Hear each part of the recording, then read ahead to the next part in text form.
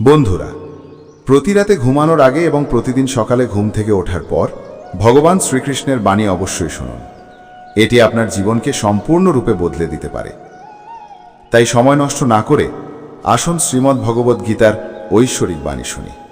শ্রীমদ্ ভগবদ্ গীতা সম্পর্কে বলা হয়েছে যে একম শাস্ত্রম দেবকী পুত্র গীতাম, অর্থ হল স্বয়ং ভগবান শ্রীকৃষ্ণের মুখ থেকে বেরিয়ে আসা একমাত্র ধর্মগ্রন্থ হল শ্রীমদ্ ভগবদ্ গীতা। মহাভারতের যুদ্ধক্ষেত্রে যখন ধনুর্ধর অর্জুন যুদ্ধে ভীত হয়ে পড়েন, তখন ভগবান শ্রীকৃষ্ণ তার পবিত্র মুখ থেকে এই ধর্মগ্রন্থটি গিয়েছিলেন। এটি সেই ঐশ্বরিক গীতা যার মহিমা অসীম এবং অসীম। শেষনাগ, মহাদেব, গণেশ কেউ এর মহিমা সম্পূর্ণরূপে বর্ণনা করতে পারেন না। তাহলে আমাদের মানুষের অবস্থা কি? বলা হয় যে বাড়িতে প্রতিদিন গীতা পাঠ করা হয় বা শোনা হয়, সেখানে স্বয়ং ভগবান শ্রীকৃষ্ণ বাস করেন। প্রতিটি ব্যক্তির জীবনে সুখ, শান্তি এবং সাফল্য অর্জনের জন্য গীতা পড়া এবং বোঝা উচিত। গীতায় মোট 18টি অধ্যায় এবং 700টি শ্লোক রয়েছে।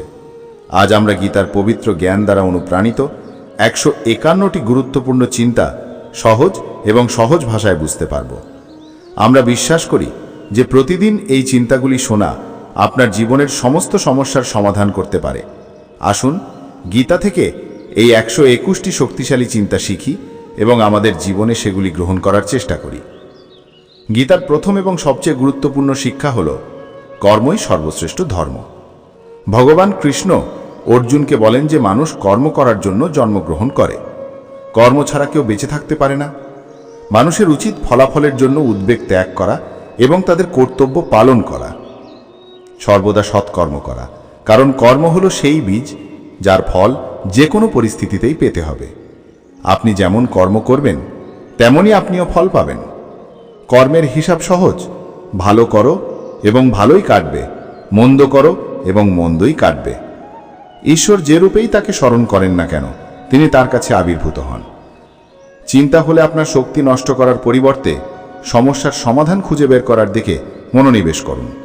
মন্দ দেখা বা শোনাই মন্দের শুরু। যে ব্যক্তি ঈশ্বরের প্রশংসা গায় না, এমনকি যদি সে মুক্তির সিঁড়ি খুঁজে পায়, সে তাতে আরোহণ করবে না। শ্রীকৃষ্ণ বলেন, হে মানুষ, যদি তুমি এই পৃথিবীর দুঃখ থেকে মুক্তি চাও, তাহলে আমার উপাসনা করো। যারা আমার উপাসনা করে না, তারা ইহকালেও শান্তি পায় না, পরকালেও শান্তি পায় না। যারা মন্দ কাজ করে, যাদের মন মায়ায় মোহিত এবং যারা আসরিক প্রবণতায় লিপ্ত হয়, তারা কখনো ঈশ্বরের উপাসনা বা প্রাপ্তির চেষ্টা করে না। নিজেকে ঈশ্বরের কাছে সমর্পণ করো। যে এই সত্য বোঝে, সে ভয়, উদ্বেগ এবং কষ্ট থেকে মুক্ত হয়। ঈশ্বরকে এমন শিশুর মতো বিশ্বাস করো যে বাতাসে ছড়ে ফেলা হলে সে হাসে এবং ভয় পায় না, কারণ সে জানে যে তাকে পড়তে দেওয়া হবে না। শ্রীকৃষ্ণ বলেন, ছোট মনের মানুষ হইও না। যেখানে তোমার নিজের লোকেরা তোমার থেকে মুখ ফিরিয়ে নেয়, আমি তোমার সাথে থাকব। জীবনে কখনো নিজেকে অন্যদের সাথে তুলনা করো না। তুমি যেমন আছো তেমনই তুমিও মূল্যবান। অনুপ্রেরণার সবচেয়ে বড় উৎস হলো তোমার নিজের মন। ইতিবাচক চিন্তা করো, বড় চিন্তা করো এবং নিজেকে জয় করার সংকল্প করো। যে কষ্ট সহ্য করে সে একদিন সুখী হতে পারে, কিন্তু যে কষ্টের কারণ সে কখনো সুখী হতে পারে না। রাগ নয়, করুণা করো, কারণ মেঘের বৃষ্টিতে ফুল ফোটে, এর বজ্রপাতের কারণে নয়। ভুল মানুষ যতই মিষ্টি কথা বলুক না কেন, তা তোমার কাছে অপ্রীতিকর। এমনকি একজন সত্যিকারের মানুষও তিক্ত মনে হতে পারে। একদিন এটা ওষুধে পরিণত হবে। ভগবান কৃষ্ণ বলেছেন যে এই পৃথিবীতে মনের শান্তির চেয়ে বড় সম্পদ আর কিছু নেই। যে ব্যক্তি মনকে শান্ত করতে শিখেছে, কেবল সেই প্রকৃত ধনী। সময় মানুষের তৈরি পথে চলে না, মানুষকে সময়ের পথে চলতে হয়। এটাই নিয়তি। জীবন কঠিন বলে মনে হয় যখন আমরা পরিস্থিতি পরিবর্তনের পরিবর্তে নিজেদের পরিবর্তন করার চেষ্টা করি না। সত্য কখনো বলে না আমিই সত্য, কিন্তু মিথ্যা সর্বদা সত্য দাবি করে। ভগবান কৃষ্ণ বলেছেন যে আলো যেমন অন্ধকারে জ্বলে, তেমনি সত্যও জ্বলে। অতএব সর্বদা সত্যের পথে চলো। হে অর্জুন, তুমি কেন কাঁদো? তুমি কি হারিয়েছ? তুমি কি এনেছো যা চলে গেছে? তুমি কি সৃষ্টি করেছো যা ধ্বংস হয়ে গেছে?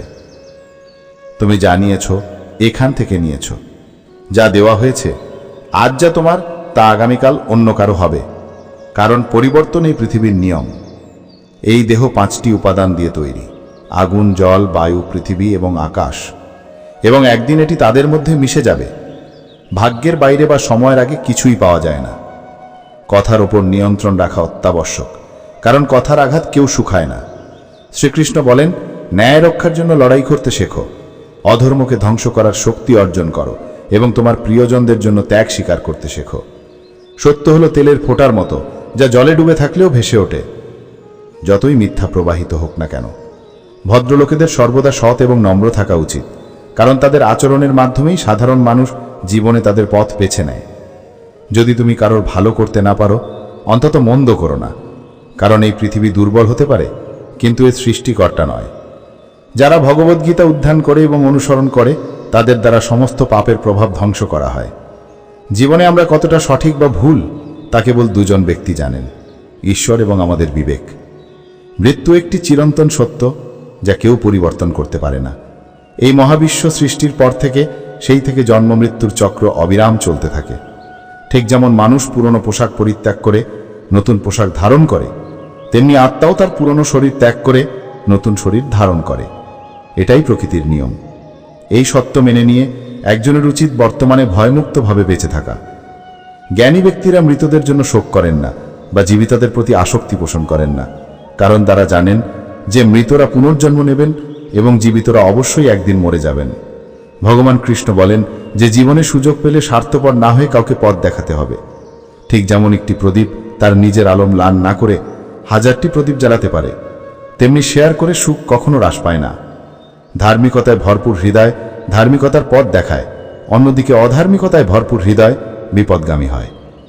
মানুষ ঈশ্বরে বিশ্বাস না করার জন্য নয়, বরং ঈশ্বরের আদেশ পালন না করার জন্য অসুখী। প্রত্যেকেই যথাসময়ে সবকিছু পায়, অকাল কামনাই দুঃখের কারণ। রাগ হলো সেই দরজা যা নরকে নিয়ে যায়। রাগ মনকে অস্থির করে এবং একজন ব্যক্তি প্রায়শই ক্রোধের আবেশে নিজের ক্ষতি করে।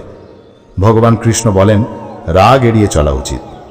মানুষ যতই রাগী হোক না কেন, শান্ত থাকার চেষ্টা করা উচিত। এই পৃথিবীতে কেউ মহান হয়ে জন্মায় না, তার কর্মই তাকে মহান করে তোলে। প্রকৃত কর্ম হলো সেই কর্ম যার একটি বিশুদ্ধ উদ্দেশ্য থাকে, যদিও ফলাফল সবসময় অনুকূল না হয়। মানুষ প্রায়শই তার ভাগ্যকে দোষ করে, যদিও তারা জানে যে কর্ম ভাগ্যের চেয়েও শ্রেষ্ঠ এবং ভবিষ্যতে তার নিজের হাতে। এই পৃথিবীতে আজ যা তোমার, তা গতকাল অন্য কারো ছিল এবং ভবিষ্যতে অন্য কারো হবে। তুমি খালি হাতে এসেছিলে এবং খালি হাতেই চলে যাবে। অতীত নিয়ে শোক করো কেন? তোমার যা আছে তা নিয়ে গর্ব করো কেন? আর যা আসবে তার প্রতি আসক্ত থাকো কেন? প্রত্যেক জ্ঞানী ব্যক্তির রাগ এবং লোভ ত্যাগ করা উচিত, কারণ এগুলি সমাজের পতনের দিকে নিয়ে যায়। মানুষকে ঈশ্বরের যা কিছু মন এবং হৃদয় দিয়ে দান করতে পারে, তা হাত দিয়ে করতে পারে না। নীরবে যা প্রকাশ করতে পারে, তা কথায় প্রকাশ করতে পারে না। মনকে নিয়ন্ত্রণ করা অত্যন্ত জরুরি। মন বাতাসের মতো চঞ্চল এবং এটি মানুষকে পার্থিব আশা এবং লালসার দিকে টেনে আনে। জীবনকে অর্থপূর্ণ করতে মনকে নিয়ন্ত্রণ করতে হবে। মনকে নিয়ন্ত্রণ করলে বুদ্ধিশক্তি বৃদ্ধি পায়, যা প্রচেষ্টায় সাফল্যের দিকে পরিচালিত করে। গীতায় বলা হয়েছে যে যে ব্যক্তি মনকে নিয়ন্ত্রণ করতে পারে, সে অপ্রয়োজনীয় উদ্বেগ এবং আকাঙ্ক্ষা থেকে মুক্ত হয় এবং সহজেই তাদের লক্ষ্য অর্জন করে। যদি মনকে নিয়ন্ত্রণ না করা হয়, তাহলে এটি তোমার সবচেয়ে বড় শত্রু পরিণত হবে। সময়ের আগে কিছু আসে না, ভাগ্যের চেয়েও বেশি পাওয়া যায় না, কিন্তু তা অর্জনের জন্য নিরন্তর প্রচেষ্টা চালাতে হবে। যে ব্যক্তি ক্রমাগত সন্দেহ করে, সে কখনো শান্তি পায় না। অতিরিক্ত সন্দেহ মনের শান্তি নষ্ট করে এবং বিপদগামী করে। শারীরিক সৌন্দর্য মনকে আকর্ষণ করে, কিন্তু সদ্গুণ চরিত্র হৃদয়কে জয় করে। অতএব একজন ব্যক্তির স্বভাব সর্বদা পবিত্র এবং সরল হওয়া উচিত। ইতিহাস আমাদের বলে যে গতকাল সুখী ছিল। বিজ্ঞান দাবি করে যে আগামীকাল সুখী হবে, কিন্তু ধর্ম বলে যে যদি মন পবিত্র এবং হৃদয় মহান হয়, তাহলে প্রতিটি দিন সুখে ভরে ওঠে। অন্য ব্যক্তি কি করছে, সে কিভাবে করছে এবং কেন, যতটা আপনি এগুলি এড়িয়ে চলবেন, তত বেশি আপনি সুখী হবেন।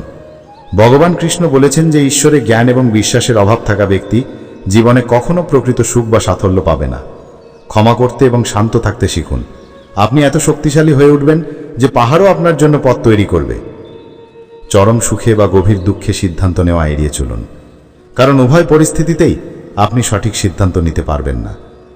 শ্রীকৃষ্ণ বলেছেন যে যখনই এই পৃথিবীতে পাপ, অহংকার এবং অধর্ম বিরাজ করবে, তখনই আমি ধর্ম পুনঃপ্রতিষ্ঠা করা এবং পাপ ধ্বংস করার জন্য অবতার হব। যারা আধ্যাত্মিক চেতনার শীর্ষে পৌঁছেছেন তারা নিঃস্বার্থ কর্মের পথ অনুসরণ করেন। যারা ঈশ্বরের সঙ্গে যুক্ত হয়েছেন তাদের পথ হল স্থিতিশীলতা এবং শান্তি। আসক্তিই ধ্বংসের কারণ। আসক্তি হলো মানুষের দুঃখের মূল। যত বেশি আসক্তিতে আঁকড়ে ধরবেন তত বেশি কষ্ট সহ্য করবেন। অনুতাপ অতীতকে পরিবর্তন করতে পারে না, আর উদ্বেগ ভবিষ্যতের উন্নতি করতে পারে না। অতএব বর্তমানে সুখী থাকাই জীবনের প্রকৃত আনন্দ। মানব কল্যাণই হল ভগবদ্গীতার প্রাথমিক লক্ষ্য। অতএব তোমার কর্তব্য পালনের সময় মানব কল্যাণকে মনে রাখা উচিত। সর্বাগ্রে রাখো। হে অর্জুন, যে আমার জন্ম এবং কর্মের ঐশ্বরিক প্রকৃতি বোঝে সে মৃত্যুর পরে পুনর্জন্ম লাভ করে না এবং আমার পরমধাম লাভ করে। যে সমস্ত বাসনা ত্যাগ করে সে সমস্ত আবেগ থেকে মুক্ত হয় এবং অসীম শান্তি লাভ করে। শ্রীকৃষ্ণ বলেন, যারা তোমার পাশে দাঁড়ায় তাদের পাশে দাঁড়াও, যারা তোমাকে প্রতারণা করে তাদের ত্যাগ করো। যেখানে তোমাকে সম্মান করা হয় না সেখানে কখনো যেও না, নাহলে মানুষ তোমাকে দুর্বল ও বোকা মনে করবে। যেখানে বৃষ্টি নেই ফসল নষ্ট হয়, এবং যেখানে মূল্যবোধ নেই সেখানে ভাগ্যের অবনতি হয়। ঈশ্বর আমাদের যা দিয়েছেন তা আমাদের জন্য যথেষ্ট, এবং এটি একটি চিরন্তন সত্য। আত্মনিয়ন্ত্রণ, সত্যবাদিতা, ভালোবাসা এবং সেবার মতো গুণাবলী সাধুদের সঙ্গ ছাড়া অর্জন করা যায় না। ঈশ্বরের কাছে প্রার্থনা মানুষের পরিস্থিতি পরিবর্তন করতে পারে বা নাও পারে, তবে এটি অবশ্যই তাদের চরিত্রের উন্নতি করে। যারা বলে যে তাদের কাছে সময় নেই, বাস্তবে তাদের প্রিয় সম্পর্কের মধ্যে তোমার কোনো স্থান নেই। তোমার কথা এত মিষ্টি রাখো যে যদি তোমাকে সেগুলো ফিরিয়ে নিতে হয় তাহলে সেগুলো কখনোই কঠোর শোনাবে না। তোমার কিছুটা আত্মসম্মান থাকা উচিত, অন্যথায় তোমার কর্তৃত্ব থাকা সত্ত্বেও মানুষ তোমাকে দমন করার চেষ্টা করবে। যদি তুমি নিজের কাছে আত্মসমর্পণ না করো তাহলে পৃথিবীর কোনো শক্তি তোমাকে পরাজিত করতে পারবে না। নীরবতাই সর্বশ্রেষ্ঠ উত্তর এবং ক্ষমাই সর্বশ্রেষ্ঠ শাস্তি। ধৈর্যশীল ব্যক্তির শক্তি অতুলনীয়। অপ্রয়োজনীয় উদ্বেগ এবং ভয় হলো এমন রোগ যা আমাদের আত্মার শক্তিকে নিঃশেষ করে দেয়। জীবনের চ্যালেঞ্জ থেকে আমাদের পালিয়ে যাওয়া উচিত নয়। ভাগ্য বা ঈশ্বরের ইচ্ছার মতো অজুহাত দেখানো উচিত নয়।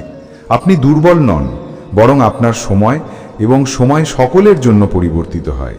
কেবল আপনার কাজ চালিয়ে যান। যারা কখনো কষ্ট পাননি তারা কখনো নিজের শক্তি উপলব্ধি করেন না। যারা অন্যের দুঃখ বোঝেন, যাদের করুণা আছে এবং যারা কোমল হৃদয়ের, তাদের পুনর্জন্ম নিতে হয় না। কাউকে কিছু দেওয়ার জন্য গর্ব করবেন না। কে জানে আপনি পূর্বজন্মের ঋণদান করছেন নাকি প্রতিদান দিচ্ছেন। একজন অহংকারী ব্যক্তির বংশ, সম্পদ এবং খ্যাতি ধ্বংস হয়ে যায়। যদি আপনি এটি বিশ্বাস না করেন তাহলে কৌরব এবং কংসের উদাহরণ বিবেচনা করুন। যদি আপনি কাউকে বিশ্বাস করতে চান তাদের কর্মের ওপর মনোযোগ দিন, তাদের পথার ওপর নয়। ভগবান কৃষ্ণ বলেছেন যে যিনি আমাকে পুরোপুরি বোঝেন তিনি জন্ম মৃত্যুর চক্র থেকে মুক্ত হন। যা নির্ধারিত তা আসবে এবং যাবে, এবং যা নির্ধারিত নয় তাও আসবে এবং যাবে। ঠিক যেমন বাতাসের ঝাপটা নৌকাকে ছিঁড়ে ফেলতে পারে, তেমনি মানুষের আকাঙ্ক্ষাও মানুষের বুদ্ধিকে ভুল পথে পরিচালিত করতে পারে। কৃষ্ণ বলেছেন যে যে ব্যক্তি সুখ এবং সম্মান উভয়ই সহ্য করতে পারে, এবং অসম্মান আমার কাছে খুব প্রিয়। সময় একটা অদ্ভুত জিনিস, তার সাথে চললে সে তোমার ভাগ্য পরিবর্তন করতে পারে, আর যদি না করো তাহলে সে তোমার জীবন পরিবর্তন করতে পারে। কান্না কাউকে দুর্বল করে না, বরং যে কান্নার পর ভেঙে পড়ে সে সবচেয়ে শক্তিশালী হয়ে ওঠে। আমাদের যা আছে তা নিয়েই আমাদের সন্তুষ্ট থাকা উচিত, কারণ অনেকেই আমাদের মতো জীবনযাপনের স্বপ্ন দেখে। শেষ আঘাতে পাথর ভেঙে যেতে পারে, কিন্তু প্রথম আঘাত কখনোই বৃথা যায় না। এমন কাউকে বিশ্বাস করো না যার স্বভাব অন্যদের ক্ষতি করা বা প্রতারণা করা। যদি তুমি চাও যে সবাই তোমাকে ভালোবাসুক তাহলে তোমাকে ভালোবাসা শুরু করতে হবে, কারণ এটি প্রকৃতির নিয়ম। তুমি যা বপন করো তুমি তাই কাটবে। মাঝে মাঝে ধরে রাখার চেষ্টা তোমার অনেক ক্ষতি করতে পারে, তাই যা চলে গেছে তা ছেড়ে লাও। অশ্রু কোনো ওজন রাখে না, কিন্তু যখন তারা প্রবাহিত হয় তোমার মন হালকা হয়ে যায়। মানুষ নিজের ভুল গোপন করে অন্যদের প্রতারণা করতে পারে, কিন্তু ঈশ্বর সব কিছুর হিসাব রাখেন।